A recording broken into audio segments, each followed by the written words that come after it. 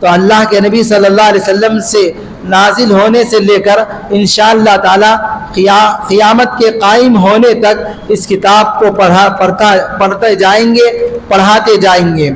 اور یہ کام الحمدللہ مدارس دینیہ اور مساجد کے اندر، مکتب کے اندر بچے پڑھتے رہیں، مدارس کے اندر بچے بچیاں پڑھتے ہیں، اور سیکھنے کے بعد گھروں میں ہماری مائیں بہنیں پڑھتے ہیں، قرآن لے کر کتاب کو پڑھتے رہتے ہیں۔ اور عام دنوں میں بھی ہفتے میں جمعہ میں ایک بار ہو صحیح، چاہیے تو یہ کہ جو پڑھ کر ہے، جو سیکھ کر ہے، روزانہ کچھ نہ کچھ حصہ قرآن کا پڑھے، روزانہ ایک رکوع پڑھے، روزانہ پاؤ پارا پڑھے، آدھا پارا پڑھے، صبح یا شام میں ایسا وقت نکالے اس کتاب کو پڑھنے کے لیے۔ نہیں سیکھے ہیں تو سیکھنے کا موقع حاصل کرے۔ الحمدللہ شہر کے اندر، مساجد کے اندر جہاں پر بچوں کے مکاتب چلتے ہیں، بچوں کو دین سکھانے کے لیے، قرآن سکھانے کے لیے مکتب کا انتظام ہے، وہیں پر عشاء کے بعد ہو یا آپ اپنے وقت سے وقت کے مطابق فجر کے بعد کا وقت بھی اگر بڑے لوگوں کے دین کے سیکھنے کا، قرآن کے سیکھنے کا ہر مسجد میں اگر ایسا ماحول بنایا جائے، بعض مساجد میں ہے الحمدللہ، تو بنتا جائے گا۔ تو ہم کو بھی قرآن سیکھنا ہے۔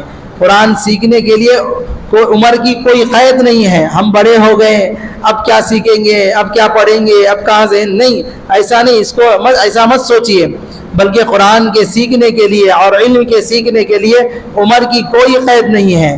آدمی کے لیے کیا ہے، ماں کی پیٹ سے لے کر قبر کی گود تک، قبر کے پیٹ تک علم کے سیکھنے کا اس کے لیے موقع رہتا ہے، اس لیے اس موقع کو وہ حاصل کرنا چاہیے۔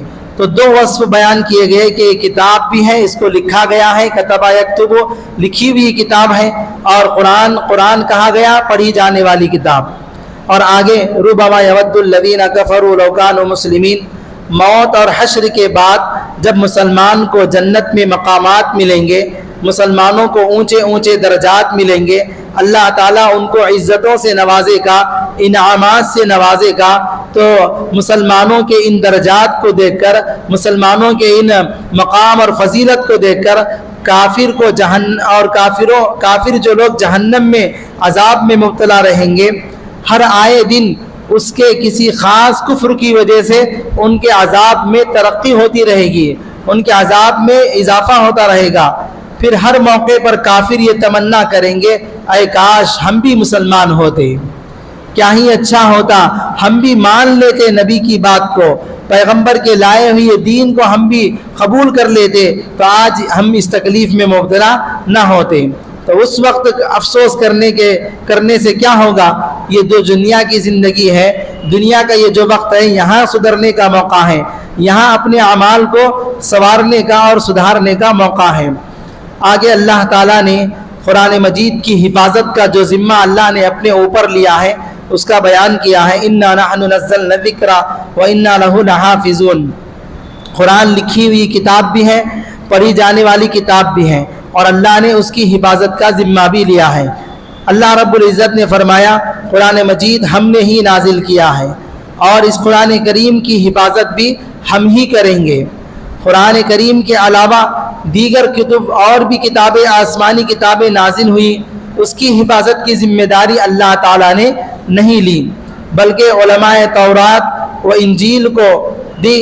جو تورات اور انجیل کے علماء، جن علماء کو اللہ نے دیا تھا، جن کتابوں کو نبی کو دی تھی، یہ تورات اور انجیل جن انبیاء پر اتارے تھے اللہ نے، ان کے قوم کے علماء کو اس کی حفاظت کی ذمہ داری دی تھی۔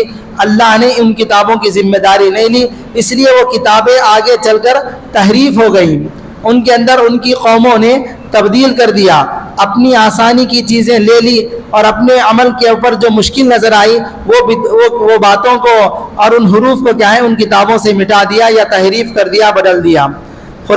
لیکن قرآن مجید کو اللہ تعالیٰ نے اپنی حفاظت کا ذمہ لیا ہے۔ قرآن مجید کے الفاظ اور معانی دونوں کے اللہ تعالیٰ نے خود محافظ ہیں، اس لیے قرآن کے الفاظ اور معانی قیامت تک محفوظ رہیں گے۔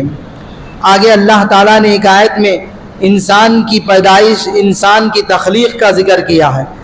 تخلیق آدم، حضرت آدم علیہ السلام کا قصہ ذکر کیا جا رہا ہے۔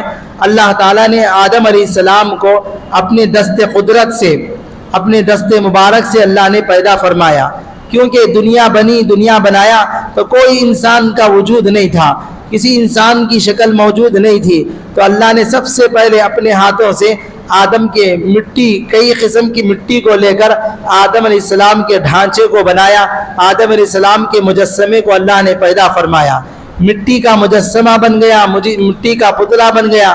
اب اس میں جان ڈالنا باقی تھا، کون ڈالا جان؟ اس کے اندر روح کو کس نے ڈالا؟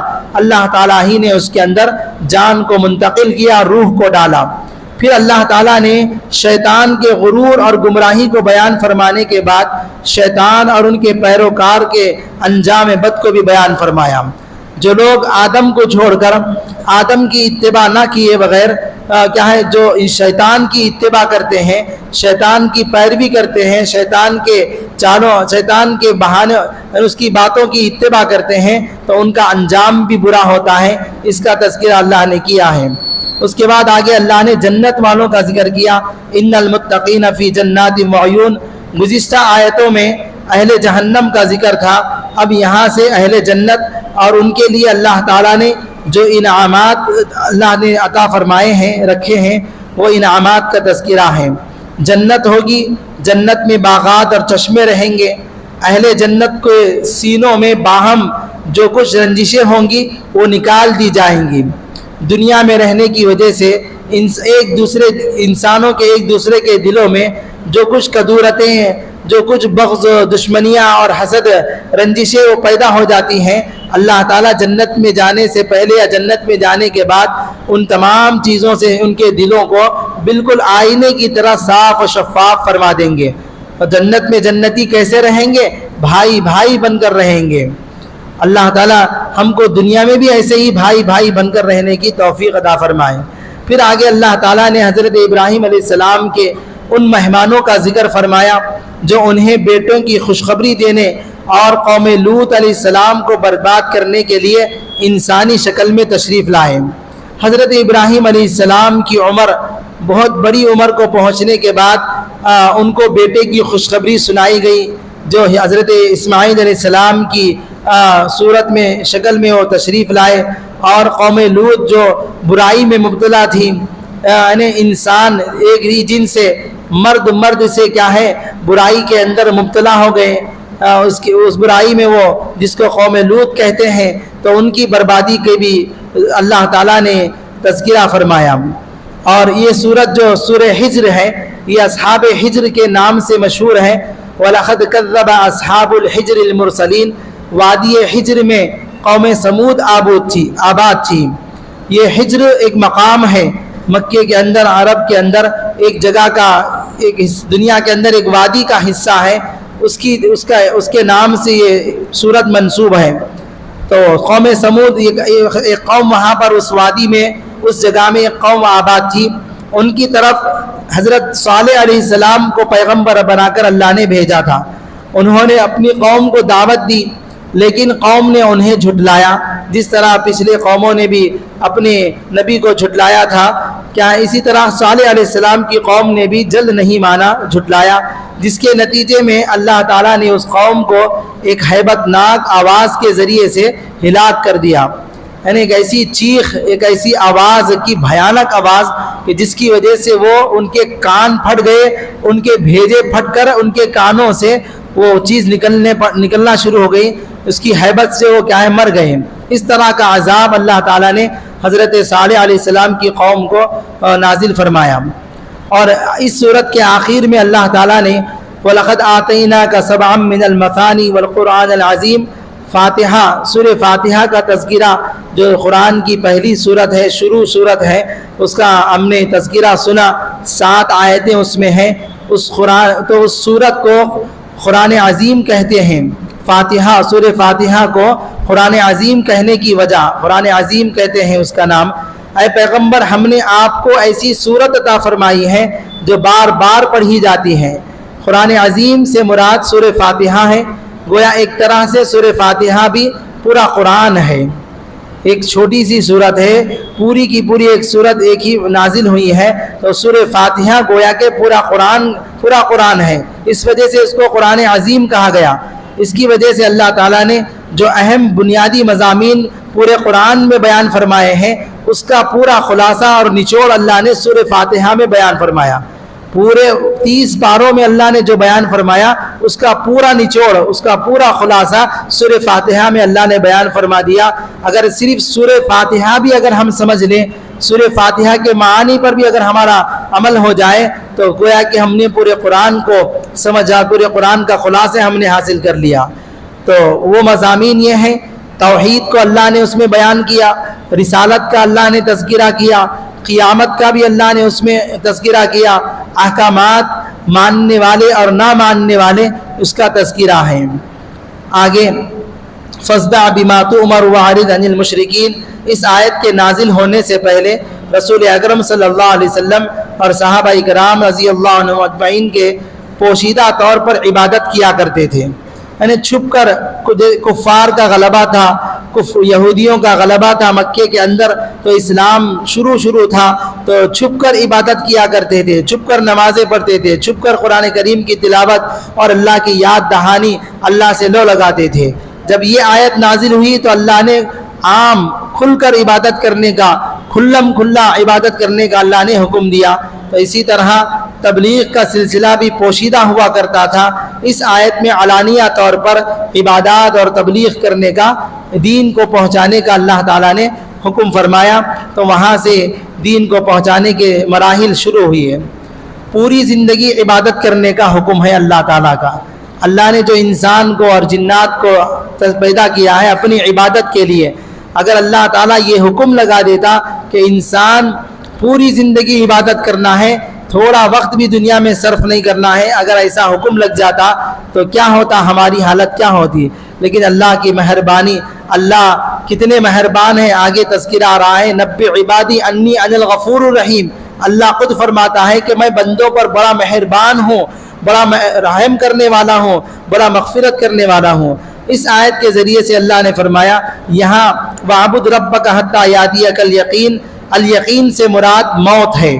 یقین آنے تک اپنے آپ کو عبادت میں مشغول رکھیے، یعنی موت آنے تک پوری زندگی اللہ کی عبادت کرنا ہے. مطلب یہ ہے کہ اے پیغمبر آپ پوری زندگی اللہ تعالیٰ کی عبادت کریں. پیغمبر کو بھی حکم ہے اور اس کے بعد ان کی امت کو بھی، ان کی قوم کو بھی اللہ کا، اور قیامت تک آنے والی انسانیت کو یہ حکم دیا جا رہا ہے کہ اے پیغمبر آپ پوری زندگی اللہ تعالیٰ کی عبادت کریں، یہاں تک کہ اللہ تعالیٰ آپ کو اپنے پاس بلا لے، یعنی موت تک. اس عبادت سے مراد تکلیفی عبادت ہے جس کے کرنے پر اجر و ثواب ملتا ہے. ایک عبادت خبر والی ہے جس کا ذکر حدیث پاک میں ہے. خبر والی عبادت تلذذی عبادت ہے، اس پر اجر و ثواب نہیں ہے. قرآن کریم کی یہ آیت حدیث اور خبر والی عبادت کے خلاف نہیں ہے. تو ہر طرح کی عبادت کرنا ہے، اور جن عبادتوں کے اندر زیادہ تکلیف ہوتی ہے اللہ تعالیٰ تکلیف کے باعث ان عبادتوں پر اجر و ثواب بھی زیادہ عطا فرماتے ہیں. تو سورہ حجر یہاں تک ختم ہو گئی. آگے سورہ نحل شروع ہوتی ہے. نحل کے معنی شہد کی مکھی کو کہتے ہیں. نحل دیکھیے اللہ تعالیٰ کیسی کیسی چیزوں کو اللہ سورہ نام رکھا. شروع سے ہم سنتے آ رہے ہیں اللہ نے سورہ بقرہ گائے کے نام سے نام رکھا. سورہ آل عمران کے ایک نبی کے نام سے کیا ہے سورت رکھا. سورہ مائدہ دسترخوان کے نام سے، اور سورۃ الانعام چوپایوں کے نام سے اللہ تعالیٰ نے سورتیں رکھی. تو اللہ مختلف سورتوں سے، چونٹی کے نام بھی ہے، شہد کی مکھی کا نام بھی ہے. تو اللہ تعالیٰ مثالیں بیان کرنے سے اور سورتوں کے نام رکھنے میں اللہ تعالیٰ شرماتا نہیں ہے. ان مثالوں کے ذریعے سے ہم کو سمجھانا چاہتا ہے. تو نحل کہتے ہیں شہد کی مکھی کو. اس صورت میں شہد کی مکھی کا ذکر ہے، اس لیے اس صورت کا نام سورۃ النحل رکھ دیا گیا. اس صورت میں بنیادی طور پر دو چیزیں بیان کی گئی ہیں. انسان کے فائدے کے لیے اللہ تعالیٰ کی نعمتوں کا ذکر کر کے مشرکین کو توحید کی دعوت دی گئی. تو انسانوں کے لیے کیا فائدے ہیں، کن میں انسانوں کی کامیابی ہے، اللہ نے اس کا ذکر کرتے ہوئے مشرکین کو توحید کی، وحدانیت کی دعوت دی گئی. نمبر 2، شریعت اسلامیہ کے چند احکامات بیان کیے گئے ہیں کہ اسلامی شریعت کے کیا کیا احکامات ہیں اور کہاں سے ہم کو ملے ہیں. انسان کی تخلیق اور ناشکری. اللہ نے انسان کو پیدا کیا لیکن انسان ناشکرہ بنا ہوا ہے، انسان ناشکری میں مبتلا ہے. خلق الانسان من نطفہ فاذا هو خصیم مبین. انسان کی حیثیت کیا ہے؟ اللہ نے ہماری حیثیت کو بتایا ہے، ہمارے اوقات کو اللہ نے ظاہر کیا ہے. ہم یہ گندے خطرے سے ہماری نشو نما ہوئی ہے. منی کا ایک گندا خطرہ ہے نا، ناپاک ایک خطرے سے اللہ نے ہم کو بنایا ہے. تو ہماری کیا اوقات ہے؟ کچھ بھی اوقات نہیں ہے. پھر بھی انسان پیدا ہونے کے بعد دنیا کا تھوڑا مال پیسہ آ جاتا ہے، دنیا کا تھوڑا عہدہ مل جاتا ہے، تو بڑے مقام پر وہ پہنچ جاتا ہے. تو اب اس کے پاؤں زمین پر نہیں ٹکتے، غرور میں تکبر میں مبتلا ہو جاتا ہے، چور چور ہو کر اپنے سے چھوٹوں کو نہیں دیتا، نیچے والوں کو اس کی نظر ہی نہیں پڑتی، اکڑ کر زمین پر اکڑ کر چلتا ہے. تو دیکھیے اللہ نے انسان کی پیدائش کو، انسان کی تخلیق کو، حقیقت کو بتایا، انسان کی اصل کو بیان کیا. انسان ایک حقیر خطرے سے یعنی نطفے سے پیدا کیا گیا ہے، لیکن جب اسے قوت گویائی دی، جب بولنے کی صلاحیت دی، 2-3 سال کے اندر بچہ بولنا شروع کرتا ہے، اور دیگر صلاحیتیں تھوڑا بڑا ہونے کے بعد کچھ ہاتھ پیر چلانے کا کام صلاحیت آ جاتی ہے. پھر تھوڑا بڑا ہو جانے کے بعد جوانی کی دہلیز پر قدم رکھتا ہے، جوانی کی عمر میں قدم رکھتا ہے، تو کیا کیا خواہشیں اپنی پوری کرنے کے لیے کسی کی پرواہ نہیں کرتا، نہ اپنی پرواہ کرتا، نہ خاندان کی پرواہ کرتا ہے، نہ اللہ کے احکامات کی پرواہ کرتا ہے. تو دیکھیے تو کیسی صلاحیتیں ملنے کے بعد، تھوڑی گویائی، تھوڑی طاقت اور تھوڑی پاور ملنے کے بعد انسان اپنے آپ کو ہی بڑا سمجھنے لگتا ہے. اسی لیے تو فرعون کو جو اللہ نے حکومت عطا فرمائی تھی، جو پاور عطا فرمایا تھا، اس لیے وہ اتنا متکبر ہو گیا، اتنا غرور ہو گیا، اسے کسی قسم کی تکلیف نہیں تھی، کسی قسم کا اسے درد دکھ شامل نہیں ہوا. اگر یہاں تک کہ اسے درد سر کیا چیز ہے اسے معلوم نہیں ہے. فرعون کو سر کا درد کیا تھا اسے معلوم نہیں تھا. اگر وہ ایک چیز بھی اسے مل جاتی، اگر وہ ایک چیز بھی تکلیف سے پہنچتی، تو وہ اپنے آپ کو انسان سمجھتا، خدائی کا دعویٰ نہیں کرتا. لیکن اتنی آرام اور راحت میں رہنے کے باوجود اس نے اللہ کو چھوڑ کر، اللہ کو بھلا کر اپنے آپ ہی کو خدا کہنے کے لیے تل گیا. اس لیے آسانیاں آ جانا، بڑا عہدوں کا مل جانا، دنیا کا مل جانا، راحت و آرام کا، گاڑی بنگلوں کا مل جانا، یہ کامیابی کی علامت نہیں ہے. اگر یہ ملنا کامیابی کی علامت ہوتی تو فرعون بہت بڑا کامیاب بن جاتا، ہارون بہت بڑا کامیاب بن جاتا، سکندر اعظم اس کے بھی خزانے ہیں، وہ بہت بڑا کامیاب بن جاتا. لیکن وہ تو ناکام ہیں. ان کی ناکامی کا تذکرہ اللہ نے قرآن کریم میں بیان فرمایا ہے، ہم سنتے ہیں. بہرحال تو جس ذات نے اسے ایک ناپاک اور بے وقعت خطرے سے پیدا کیا ہے، اسی کی ذات اور مخصوص صفات میں شریک ٹھہرا کر جھگڑنے لگا ہے نا. اسی میں بڑا ہوں، میں یہ ہوں، بلکہ آدمی کیا کرتا ہے، انسان جھگڑالو بن جاتا ہے. آگے اللہ تعالیٰ نے جو انعامات عطا فرمائے ہیں، وَالْأَنْعَامَ خَلَقَهَا لَكُمْ فِيهَا دِفْعٌ وَمَنَافِعُ وَمِنْهَا تَأْكُلُونَ. یہاں سے اللہ تعالیٰ ان نعمتوں کو بیان فرما رہے ہیں جو انسانوں کے فائدے کے لیے پیدا کی گئی ہیں. جیسے اللہ نے ساری دنیا کو، ساری کائنات کو انسانوں کی ضرورتوں کے لیے، انسانوں کے فائدوں کے لیے اللہ نے پیدا کیا ہے. جانوروں کو اللہ نے پیدا کیا، ان کی اون، جانوروں کا چمڑا بھی کیا ہے، بیکار چیز نہیں ہے. اس کو بھی اللہ نے، اس سے کپڑے بنائے جاتے ہیں، اس سے گرم لباس تیار کیا جاتا ہے نا. جانوروں کی اون سے، چمڑے سے. یہ الگ بات ہے کہ جن چیزوں سے خصوصاً انسانوں کو اور عام طور پر انسانوں کو اور خصوصاً مسلمانوں کو فائدے ہیں، مسلمان اس سے فائدے اٹھا رہے ہیں، حکومت ان چیزوں کو گرا رہی ہے، ان چیزوں کی ویلیو کم کر رہی ہے. آپ جا کر دیکھیے چمڑے کا ریٹ، چمڑے سے کیا ہے، مدارس کا بہت تعاون ہوتا تھا. بقرعید کے موقع پر ہم جو قربانیاں دیتے ہیں، اس کے چمڑوں کو، اس کی کھالوں کو ہم مدارس والوں کو دیتے ہیں. مدرسے والے گھر گھر پہنچ کر آ کر لے کر جاتے ہیں، اس کو فروخت کر کے اس کی رقم کو طلباء، جو پڑھنے والے طلباء ہیں، علم دین حاصل کرنے والے طلباء ہیں، ان پر خرچ کرتے ہیں. تو پہلے زمانے میں 8-10 سال پہلے جب سے یہ حکومت نہیں تھی، اس سے پہلے چمڑے کی قیمت بہت زیادہ تھی، بہت قیمتی طور پر چمڑا جاتا تھا. لیکن اب چند سالوں سے بیچنا تو دور کی بات، اسے پھینکنے کی بھی کیا ہے، پھینکنے کی نوبت آتی ہے. اتنا کم ویلیو، کتنی کم قیمت اس کی کر دی گئی ہے. تو دیکھیے، تو اللہ نے جانوروں کو ہمارے فائدے کے لیے اور ان کے چمڑوں کو ہمارے فائدے کے لیے بنائے ہیں. کھال سے پوستین وغیرہ، ہاتھ کے، پاؤں کے چمڑے کی چیزیں بنائی جاتی ہیں جو انسان کو سردی کے موسم میں بہت کام آتے ہیں. سفر میں چلے جائیے چمڑے کے موزے رکھ لیجئے تو 3 دن 3 راتیں اس کو پہن کر ہم اسی پر مسا کر کے وضو بنا سکتے ہیں، نکالنے کی نوبت نہیں آتی، سردی سے حفاظت ہوتی ہے۔ مزید یہ کہ جانور انسان کے لیے بطور غذا بھی کام آتے ہیں، جانوروں کو ہم کھاتے بھی ہیں، بھیڑ بکری گائیں بیل بھینس وغیرہ اللہ نے اس کو کھانے کے لیے بھی ہمارے لیے حلال کیا ہے، ذبح کر کے اس کا گوشت کھایا جاتا ہے اور ان کا دودھ پیا جاتا ہے، جانوروں سے نکلنے والا دودھ پیا جاتا ہے، ان پر بوجھ لادا جاتا ہے، سامان اٹھا کر لے جاتے ہیں، اونٹ ہے سامان لاد دیا جاتا ہے، اور بھینس وغیرہ ہیں ہمارے بنانے کی چیز ریتی کنکر وغیرہ وہ اٹھا کر لاتے ہیں، سامانوں کو لاد دیا جاتا ہے، جیسے وہ ایک مقام سے دوسرے مقام تک لے جاتے ہیں، جہاں تک انسان بغیر مشقت کے بغیر تکلیف کے نہیں لے جا سکتے۔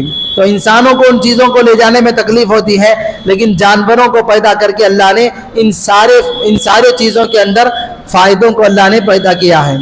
آگے اللہ نے اسی طرح انسان ہی کے فائدے کے لیے گھوڑے خچر اور گدھوں کو پیدا فرمایا تاکہ یہ انسان کی سواری کے کام آ سکے۔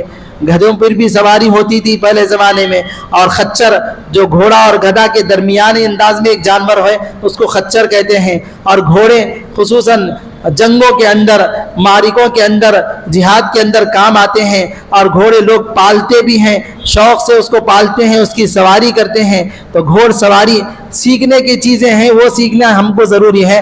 آدمی کو چاہیے کہ وہ اپنے بچوں کو گھوڑ سواری سکھائے، بچوں کو تیرنا سکھائے، اس سے بچوں کے اندر جسم بھی ورزش بھی اچھی ہوتی ہے، سانس بھی اچھی بنتی ہے، اور یہ آگے چل کر اگر موقع ہو گیا جنگ کرنے کا، گھوڑوں کا موقع گھوڑے ہیں تو گھوڑ سواری اگر سیکھ کر رکھیں گے تو وہ کام آ سکتے ہیں، اس میں ہم حصہ لے سکتے ہیں۔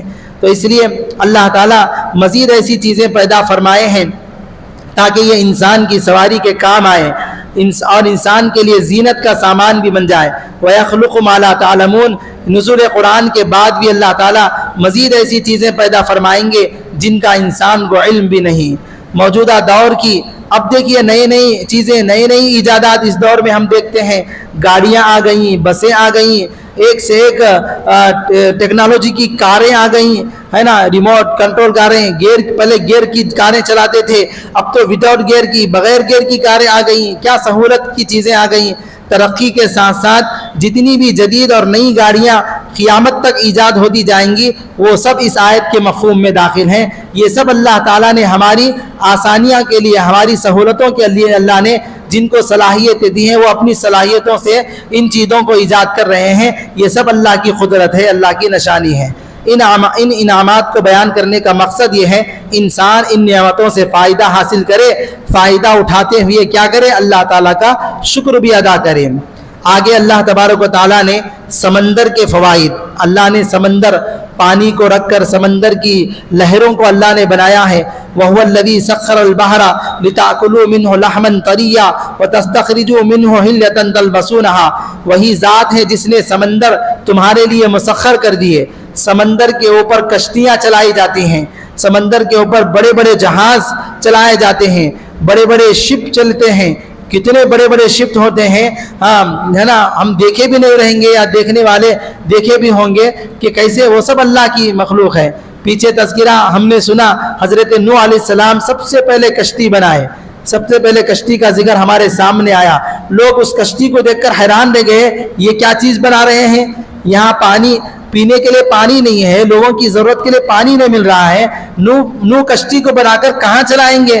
کشتی تو زمین پر نہیں چلتی، ریت پر نہیں چلتی، وہ تو سمندر کی سواری ہے، سمندر کی وہ گاڑی ہے، سمندر پر پانی پر چلنے والی ہے، پانی ہی نہیں تو کہاں چلائیں گے؟ لیکن وہ بنانا اللہ کو منظور تھا، اللہ نے حکم دیا تھا، اللہ کا حکم تھا کشتی کو بنانے کے لیے، اور طوفان آنے والا ہے، اس طوفان میں ایمان والوں کو بچانا ہے، تو کشتی کا انتظام اللہ نے نبی کے ہاتھوں سے کرایا۔ تو نبی نجار تھے، کارپینٹر تھے، اللہ نے وہ صلاحیت عطا فرمائی تھی، تو اپنی صلاحیت سے کشتی کو تیار کیا، لیکن اس کو خراب کرنے والوں نے خراب بھی کیا، جا کر اس میں گندگی کر دیے، پوری کشتی کو گندگی سے بھر دیا۔ اللہ نے انہی سے ان کو صفائی کرایا۔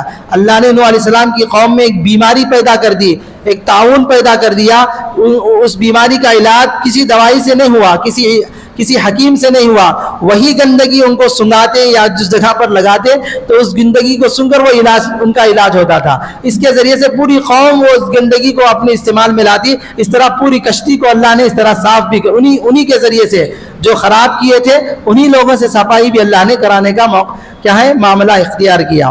تو بہرحال تو سمندر بھی اللہ نے بنائے ہمارے تابع کیا ہے. پانی کو اللہ نے ہمارے تابع کیا ہے کہ ملا کشتی چلانے والے سمندر کے اوپر کشتیوں کو چلاتے ہیں تاکہ تم اس میں سے تمہارے کام پر لگا دیے تاکہ تم اس سے تازہ گوشت کھاؤ. اس سے مراد سمندر میں کیا ملتی ہے؟ مچھلی ملتی ہے. الحمدللہ اللہ نے مچھلیوں کی بھی ہمارے لیے حلال قرار دیا ہے. مچھلی کا تازہ گوشت اور اس میں سے زیورات نکالو. سمندر کے اندر بھی اللہ نے خزانوں کو رکھا ہے, ہیرے جواہرات موتیوں کو رکھا ہے. کسی کو مل گیا تو مقدر سے اللہ نے دے دیا تو وہ خوش نصیب بن جاتا ہے. تو سمندروں کے اندر سے زیورات کو نکالی دیے جس کو تم پہنتے ہو. ہیرے جواہرات کے مالے بناتے ہیں, کانوں کے زیورات بناتے ہیں. پھر کشتیوں اور بحری جہازوں کا ذکر کیا جن کی سن سے تم تجارت ہوتی ہے اور دیگر فوائد بھی تم کو ملتے ہیں. اسی طرح زمین, اس میں راستے, زمین کے اوپر اللہ نے راستوں کو بنایا. دریا, آسمان کے ستارے اور دیگر نعمتوں کا اللہ تعالیٰ نے پورا طور پر ذکر فرما کر اللہ نے ان نعمتوں کا ذکر کر کے شکر کی ترغیب دی. اللہ نے یہ ساری چیزیں ہمارے تابع بنایا ہے اور ہم کو اللہ نے اپنی عبادت کے لیے بنایا ہے. اس لیے ان نعمتوں کو حاصل کرتے ہوئے اللہ تعالیٰ کا پوری طریقے سے شکر ادا کریں. آگے جو لوگ متکبر ہیں, غرور میں مبتلا ہیں, متکبرین سے سوال کیا جائے تمہارے پروردگار نے کیا کیا باتیں نازل کی ہیں تو وہ کہتے ہیں یہ پہلے لوگوں کی من گھڑت کہانیاں ہیں. قالوا اساطیر الاولین, کہتے ہیں یہ تو پہلے لوگوں کی من گھڑت باتیں ہیں اور افسانے ہیں. اللہ تعالیٰ فرما رہے ہیں ان باتوں کا نتیجہ یہ ہے قیامت کے دن یہ لوگ خود اپنے گناہوں کے پورے بوجھ بھی اٹھائیں گے. دنیا میں گناہوں میں مبتلا ہیں اور اس کا بوجھ وہ آخرت میں اٹھائیں گے. اور ان لوگوں کو بوجھ بھی جن کو بغیر علم کے گمراہ کر رہے ہیں, اور یہ یعنی جو لوگ ان کو گمراہ کر رہے ہیں ان کا بوجھ بھی ان پر پڑے گا. تو کتنا ڈبل عذاب ان پر ہے. آگے اللہ تعالیٰ نے فرمایا متقین سے پوچھا جائے گا. تو پچھلا سوال متکبرین سے تھا, غرور میں نافرمانوں سے تھا, اور آگے کا سوال متقین فرما برداروں سے تھا کہ تمہارے پروردگار نے کیا کیا باتیں نازل فرمائی ہیں. تو متقین کہیں گے, وہ اپنے تقوی کی روشنی میں یوں جواب دیتے ہیں اللہ تعالیٰ نے خیر کی بات اتاری ہے. آگے اس کے نتیجے کو بیان کیا, اس لیے ان کے لیے دنیا میں بھی بہتری ہے اور آخرت کا گھر تو ہے ہی سراپا بہتری, اور جس میں وہ ہمیشہ رہیں گے. اس طرح اللہ تبارک و تعالیٰ نے اور بھی بہت سارے انعامات سے بہت ساری جو اپنے انعامات اللہ تعالیٰ نے اس بارے میں بیان فرمائے ہیں. مختصر طور پر آپ حضرات کے سامنے بیان ہو رہے ہیں. علم غیب بھی ایک اللہ تعالیٰ نے بتایا ہے. علم غیب یعنی غیب کی باتوں کی خبر کس کو ہے؟ آسمان و زمین کی تمام پوشیدہ باتیں صرف اللہ تعالیٰ کے علم میں ہیں, اللہ تعالیٰ کے علاوہ کسی اور کے علم میں نہیں ہے. ان غیوبات میں سے ایک بڑی چیز قیامت کا معاملہ ہے. قیامت بھی ایک غیب کی چیز ہے. کب آئے گی, کیسے آئے گی اللہ تعالیٰ ہی کو معلوم ہے, لیکن اس کی بہت ساری علامتیں ہمارے سامنے ظاہر ہوتی ہیں جسے اللہ تعالیٰ آنکھ جھپکنے یا اس سے بھی پہلے ظاہر فرما دیں گے. اس کا علم بھی صرف اللہ تعالیٰ کو ہے. جامع ترین آیت آگے اللہ تعالیٰ نے فرمایا ان اللہ یأمر بالعدل والإحسان وإیتاء ذی القربى وینہی عن الفحشاء والمنکر والبغی یعظکم لعلکم تذکرون. یہ آیت ہر خطیب صاحب جمعہ کا خطبہ پڑھنے والے دوسرے خطبے میں اس آیت کو ہر جمعہ کے خطبے میں پڑھی جاتی ہے. اس میں انسانوں کو حکم دیا گیا, ایک جامع آیت ہے, ایک جامع ترین باتیں اس میں بیان فرمائی گئی. اس میں اللہ تعالیٰ نے 3 چیزوں کا حکم دیا ہے اور 3 چیزوں سے منع فرمایا ہے. اللہ تعالیٰ انصاف کرنے, بھلائی کرنے اور قریبی رشتہ داروں کو ان کے حقوق دینے کا حکم فرما رہے ہیں. تو یہ 3 باتیں, انصاف کرنا ہے, بھلائی کرنا ہے, اچھی چیز خیر کے کام کرنا ہے, اور رشتہ داروں کے ساتھ, قریبی رشتہ داروں کے ساتھ ان کے حقوق کے ادا کرنے کا معاملہ اختیار کرنا ہے. یہ 3 حکم ہیں. اور 3 چیزوں سے منع فرمایا, بے حیائی سے, بدی سے اور ظلم و زیادتی کرنے سے منع فرمایا. گویا اس آیت میں اللہ تعالیٰ نے مختصر پورے دین کو اور پورے اسلام کو اللہ تعالیٰ نے سمیٹ کر رکھ دیا، جمع کر دیا۔ اللہ تعالیٰ ہمیں مذکورہ تینوں اوامر پر، تینوں حکموں کو چلنے کی، عمل کرنے اور تینوں منع کی ہوئی چیزوں کو مکمل طور پر اس سے بچنے کی اللہ ہم سب کو توفیق عطا فرمائے۔ آگے اللہ تبارک و تعالیٰ امام الموحدین، توحید کی پرستار، توحید کے اندر امام جن کو کہا جاتا ہے، ہمارے جد امجد، بارہا ان کا تذکرہ کئی جگہ قرآن میں آیا ہے۔ حضرت ابراہیم علیہ السلام کا تذکرہ اللہ فرماتے ہیں ان ابراہیم کان امۃ قانتا للہ حنیفا ولم یک من المشرکین۔ حضرت ابراہیم علیہ السلام پیشوا تھے، ان کی اللہ نے ان کو رہبر بنایا تھا، مقتدا بنایا تھا، اور آپ ان کو جو شریعت دی تھی اس کا بہت سا حصہ اللہ نے اپنے حبیب پیغمبر صلی اللہ علیہ وسلم کو دیا اور وہ حصہ ہم کو بھی ملا۔ تو آپ کی ملت ابراہیم کو اوپر ہم سب کو بھی چلنے کا اللہ نے حکم دیا۔ آپ علیہ السلام نے حضرت ابراہیم علیہ السلام ہر طرف سے ان کا گھرانہ خود بت پرست تھا، بتوں کی فیکٹری ان کی تھی، لیکن یہ اس میں مبتلا نہیں ہوئی ہے، یہ اس میں ان گناہوں میں ملوث نہیں ہوئی ہے، ہر طرف سے ہٹ کر یکسو ہو کر اللہ تعالیٰ کی اطاعت فرما برداری اختیار کر لی۔ اللہ تعالیٰ نے انہیں جو نعمتیں دے رکھی تھی ان پر انہوں نے اللہ تعالیٰ کا شکر ادا کیا۔ دنیا میں یہ نعمتیں تھی، اللہ نے دنیا میں ان کو یہ نعمتیں عطا فرمائی، اللہ تعالیٰ نے انہیں مقتدا بنایا، پیشوا بنایا اور دیگر دنیا کی نعمتیں بھی عطا فرمائی۔ ان ابراہیم کان امۃ قانتا للہ، امت کا ایک معنی یہ بھی ہے، حضرت ابراہیم علیہ السلام تنہا ایک فرد تھے لیکن پوری امت اور قوم کے کمالات و فضائل کے جامع تھے۔ اللہ تعالیٰ نے آپ علیہ السلام کی نسل سے انبیاء علیہ السلام کا سلسلہ، یعنی آپ کی نسل سے بہت سارے انبیاء کو اللہ نے پیدا فرمایا، جاری کیا۔ آپ علیہ السلام کے صاحبزادے حضرت اسحاق علیہ السلام کی اولاد سے ہیں، تقریباً 4000 انبیاء مبعوث ہوئے۔ ایک آپ کے بیٹے حضرت اسحاق تھے، ان کی نسل سے اللہ نے 4000 پیغمبر بھیجے۔ دوسرے صاحبزادے حضرت اسماعیل علیہ السلام کی نسل سے آپ نے آپ کی دعاؤں کا ثمرہ امام الانبیاء، خاتم الانبیاء، سید الاولین والآخرین حضرت محمد صلی اللہ علیہ وسلم کو اللہ نے حضرت اسماعیل کی ذریت سے، ان کی نسل سے مبعوث فرمایا۔ آخرت کی نعمت یہ ہوگی آپ علیہ السلام صالحین میں سے ہوں گے، آپ کو نیکوکاروں میں سے اٹھایا جائے گا۔ آگے اللہ تعالیٰ اپنے پیارے محبوب صلی اللہ علیہ وسلم کو ملت ابراہیمی کی اتباع کا حکم دیتے ہیں کہ دعوت دین کے طریقے مختلف ہیں، کہ کس طریقے سے لوگوں کو دعوت دینا چاہیے، لوگوں کو دین کی طرف بلانا چاہیے۔ ادعو الی سبیل ربک بالحکمت والموعظۃ الحسنہ وجادلہم باللتی ہی احسن۔ اس آیت پاک میں اللہ تعالیٰ نے دعوت دینے کی ترتیب بتائی۔ جب دعوت دینی ہو تو 3 طریقے استعمال کریں۔ ایک کیا ہے؟ دلیل سے بات کریں، بغیر دلیل کے کوئی بات نہ کرے۔ تو اللہ کی دعوت ہو، دعوت دین کے دینے کے لیے دلیل سے بات ہونا ہے۔ دوسرا فضائل اور ترغیب سے بات ہونا ہے، یعنی بات کی فضائل، نماز پڑھنے کی فضیلت، روزہ رکھنے کی فضیلت، نیک کام کرنے کی فضیلت، نیک کام کی اندر اوپر کیا کیا اجر ہے، فضیلت بتا کر کیا ہے دعوت دے اور ترغیب دے اس کی، کہ لوگوں کو ابھارے کہ بھائی ان ایسے کام کرنے پر، ایسی عبادتیں کرنے پر اللہ تعالیٰ کا بہت سارا اجر و ثواب ہے۔ تو فضائل اور ترغیب کے ساتھ لوگوں کو دعوت دیں۔ اگر شبہات پیدا کیے جائیں تو ان کو اچھے انداز سے رد بھی کر دے۔ اگر کوئی آدمی ایسا کہیں کو ہے دین کے اندر، ایسا کہیں کو رکھا گیا تو کیا اچھے انداز میں ان کا جواب دے یا تو خاموش رہ جائے۔ تو ان 3 طریقوں کو میں نے اپنی زبان میں سمجھانے کے لیے 2 جملے کہتا ہوں۔ یہاں ہمارے ذمے 2 کام ہیں، امت کو ایمان اور اعمال پر لانا۔ ایک تو امت کے اندر ایمان کو مضبوط بنانا اور ایمان لانے کا اعمال صالحہ پر ان کو جوڑنا، ایک طریقہ، اور دوسری چیز امت کے ایمان و اعمال کو بچانا۔